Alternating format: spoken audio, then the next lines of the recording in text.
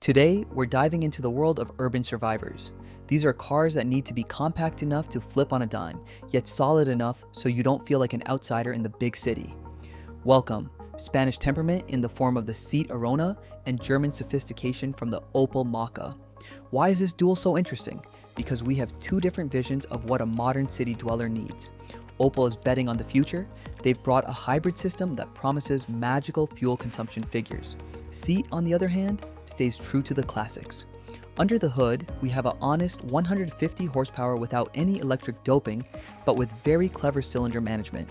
It's a battle between a digital gadget on wheels and a proven mechanical athlete. Who will handle real life better in 2026? Let's find out. And don't forget to tell us in the comments, are you for the economical hybrid or the powerful petrol without extra wires? When these two cars stand side by side, it's clear. The Opel Mokka was created for those who want heads to turn. Its design is a celebration of futurism. Short overhangs, the massive visor front end, and bold color schemes. It looks like a concept car that somehow escaped from an exhibition straight onto the streets. The Mokka feels wider and more muscular, even though it's actually a few millimeters shorter than its rival. The Seat Arona plays a different game. It's a restrained European classic.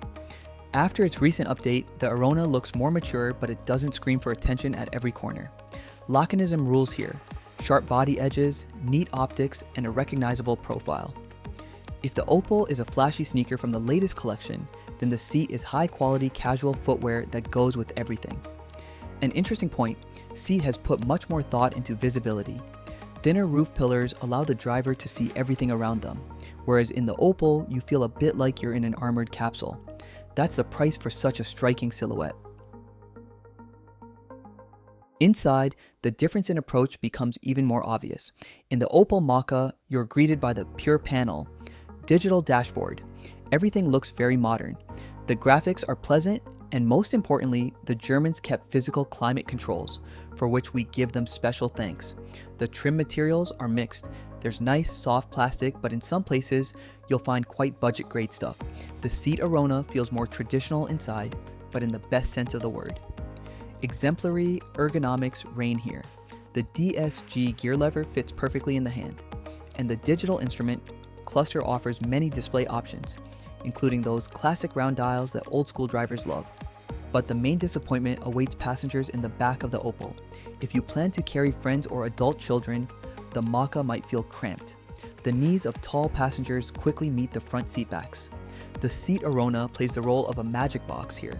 Despite its compact external dimensions, there is surprisingly much space in the back. Regarding the software, Opel offers a very pleasant visualization. The Multimedia system menu is logical, and the voice control understands commands almost instantly. It's a system that wants to be your friend. It's simple, visual, and doesn't overload you with unnecessary information. Seat uses a proven system from the Volkswagen Group. It's slightly more complex in structure but offers deeper integration with the vehicle. You can customize every little detail. The screen in the seat is positioned a bit more conveniently. It's raised higher toward the eye line, which allows for less distraction from the road. Both cars pair with smartphones without any issues, but the Seat does it slightly faster at startup. This is where the real engineering drama lies. Let's start with the Seat Arona. In 2026, the Spaniards are offering a whole palette of TSI engines, but our hero today is the top-of-the-line 1.5 TSI Evo 2. This isn't just iron, it's high-tech. It features active cylinder management. When you're cruising steadily, the two inner cylinders simply fall asleep, turning the car into an incredibly efficient two-cylinder machine. The Opel Mokka bets on electrification. The main focus is on the new 1.2-liter hybrid. This isn't the old engine with a belt-in-oil setup anymore. It uses a chain-driven timing system. The 136 horsepower hybrid unit is integrated directly into a new 6-speed dual-clutch transmission. A small electric motor helps with every start, filling in turbo lags and making acceleration feel linear, like a trolley bus. Let's talk the language of numbers, because they don't lie. The Seat Arona 1.5 TSI is a real firecracker in its class. It shoots to 60 in about 8.2 seconds. On the road, the Arona behaves like a composed and very predictable hatchback. The steering is sharper and the suspension is tuned so you feel the drive without suffering from every bump. The Opel Mokka Hybrid is a bit calmer. Its 0 to 60 sprint takes about 9.1 seconds. It might seem like it's losing, but the devil is in the details. Thanks to electric assistance, the pickup in the 0 to 30 range feels even punchier. It's an ideal tool for sharp urban maneuvers. Regarding the brakes, Opel is the real champion here. From 60 miles per hour, it stops nearly 2 meters shorter than the Seat. In a critical situation, those 2 meters can decide everything. Everyone expected the Opel Hybrid to crush the petrol seat at the pump, but the test results were surprising. In the Opel Mokka, the hybrid system isn't just marketing. In dense city traffic, you can realistically see 4.5 to 4.8 liters per 100 on the dash. But as soon as you hit the highway at 80 miles per hour, the hybrid becomes a regular petrol car with a consumption of around 6.5 liters. The Seat Arona works the other way around. In the city, its 1.5 liter engine drinks about 7.5 liters, but its element is the open road. Thanks to cylinder deactivation, cruising at 60 miles per hour, the Arona can show a fantastic 4.8 to 5.1 liters. So you're choosing where exactly you want to save, in city traffic jams or on long cross-country journeys. When it comes to carrying stuff, the difference becomes critical. The Seat Arona is designed on the principle of bigger on the inside. A 400-liter trunk isn't just a number. It has a double floor that can be set at 2 levels. If you raise the floor, you get a perfectly flat surface when the seats are folded. The Opel Mokka is a story about style that demands sacrifice.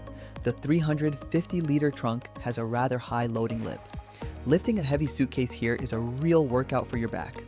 Inside, the Mokka also feels like a cozy but tight coupe. It's a car for those who travel light, valuing form over function. At first glance, the Opel seems like a better deal. Its base price is lower and the standard equipment already includes many nice options. Furthermore, hybrid taxes in many countries are lower, and Opel's insurance promises to be quite loyal. The Seat Arona is more expensive at the start, but it makes it back on service. Maintenance work for a Seat usually costs less, and the brand's liquidity on the secondary market is very high. You will lose less money when you want to sell the car in a few years. It's a classic choice between saving now or winning later. So, who won this battle of the compact SUVs?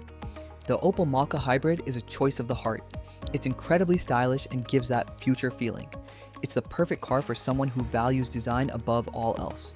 The Seat Arona 1.5 TSI is a victory of the mind. It's not as flashy, but it's much more practical. It has better handling, more space, and a more convenient trunk. My choice is the Seat Arona for its incredible balance, but I totally understand those who buy the Opel just for its looks. Sometimes emotions are more important than liters in the trunk. What would you choose? Let us know in the comments, subscribe to the channel, and we'll see you in the next one.